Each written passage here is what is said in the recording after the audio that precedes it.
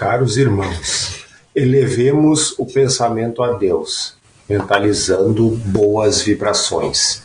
Roguemos pela companhia de espíritos de luz neste momento de leitura do Evangelho de Jesus em nosso lar, para que as palavras do Mestre penetrem fundo nos nossos corações e possamos colocá-las em prática a cada dia de ação daqui para frente.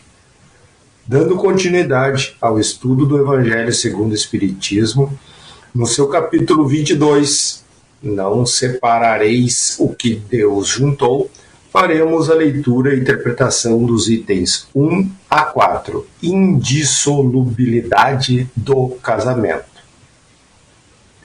Também os fariseus vieram ter com ele, para tentarem, e lhe disseram: será permitido a um homem despedir sua mulher por qualquer motivo? E ele respondeu: não lestes que aquele que criou o homem desde o princípio os criou macho e fêmea, e disse: por esta razão o homem deixará seu pai e sua mãe, e se ligará à sua mulher, e não farão os dois senão uma só carne? Assim, já não serão duas, mas uma só carne. Não separe, pois, o homem o que Deus juntou. Mas, por que então retrucaram eles? Ordenava Moisés que o marido desse à sua mulher um escrito de separação e a despedisse?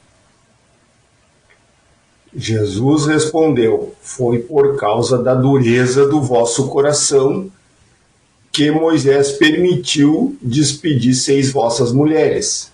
Mas no começo não foi assim. Por isso eu vos declaro que aquele que despede sua mulher, a não ser em caso de adultério, e desposa outra, comete adultério. E que aquele que desposa a mulher que outro despediu, também comete adultério. São Mateus 19, 3 a 9. Imutável só há o que vem de Deus. Tudo o que é obra dos homens está sujeito a mudança. As leis da natureza são as mesmas em todos os tempos e em todos os países. As leis humanas mudam segundo os tempos, os lugares e o progresso da inteligência. No casamento, o que é de ordem divina é a união dos sexos, para que se opere a substituição dos seres que morrem. Mas as condições que regulam essa união são de tal modo humanas, que não há no mundo inteiro, nem mesmo na cristandade, dois países onde elas sejam absolutamente idênticas, e nenhum onde não hajam, com o tempo, sofrido mudanças. Daí resulta que, em face da lei civil, o que é legítimo num país e em dada época é adultério no outro país e noutra época.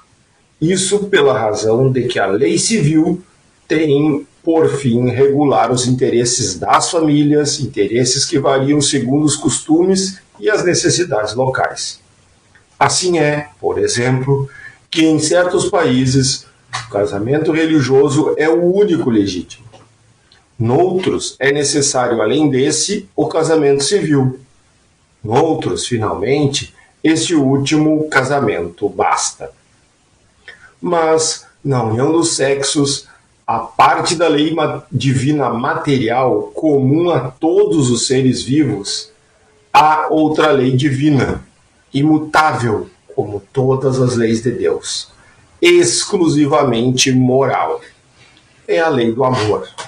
Quis Deus que os seres se unissem, não só pelos laços da carne, mas também pelos da alma, a fim de que a afeição mútua dos esposos se lhes transmitisse aos filhos, e que fossem dois e não um somente, a amá-los, a cuidar deles e a fazê-los progredir.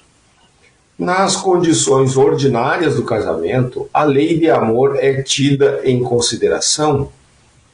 De modo nenhum. Não se leva em conta a afeição de dois seres que, por sentimentos recíprocos, se atraem um para o outro, visto que, as mais das vezes, essa afeição é rompida. O de que se cogita não é a satisfação do coração, e sim da satisfação do orgulho, da vaidade, da cupidez, numa palavra, de todos os interesses materiais. Quando tudo vai pelo melhor consoante esses interesses, diz que seu casamento é de conveniência, e, quando as bolsas estão bem aquinhoadas, dizes que os esposos igualmente o são e muito felizes ao descer. Nem a lei civil, porém, nem os compromissos que ela faz se contrariam, podem suprir a lei do amor, se esta não preside a união, resultando frequentemente separarem-se por si mesmos os que à força se uniram. Torna-se um perjúrio, se pronunciado como fórmula banal, o julgamento feito ao pé do altar. Daí as uniões infelizes, que acabam se tornando-se criminosas, dupla desgraça que se evitaria ao estabelecerem-se as condições do matrimônio, se não abstraísse da única que o sanciona aos olhos de Deus, a lei do amor. Ao dizer Deus, não sereis senão uma só carne, e quando Jesus disse, não separeis o que Deus uniu, essas palavras você deve entender com referência à união segundo a lei imutável de Deus, e não segundo a lei imutável dos homens.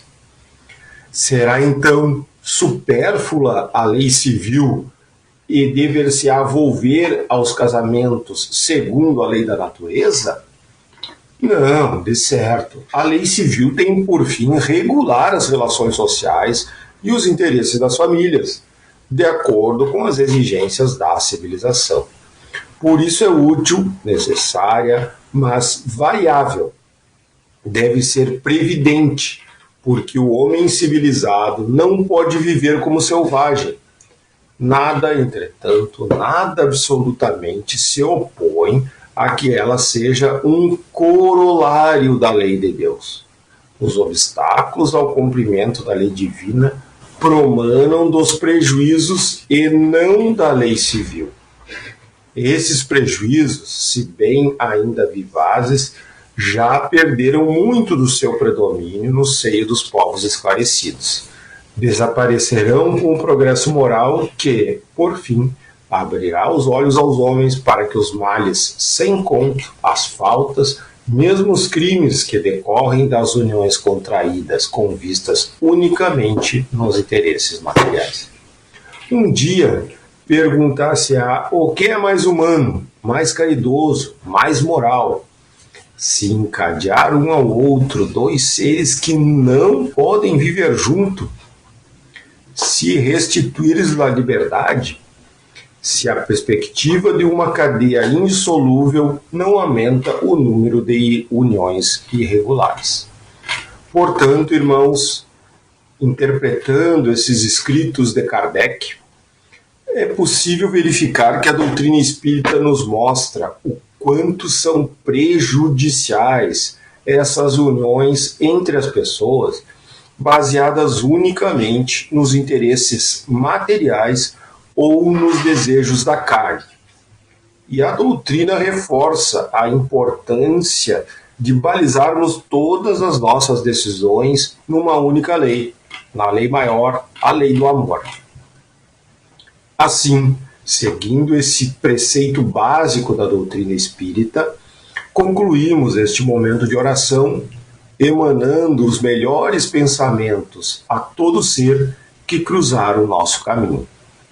Que sejamos fonte de bons sentimentos e boas ações para com todos e também sinceramente gratos a Deus, pela oportunidade da reencarnação, com cada prova e cada expiação necessárias à nossa evolução. Agradecemos a companhia dos espíritos de luz neste momento de prece inteligível em nosso lar. E que assim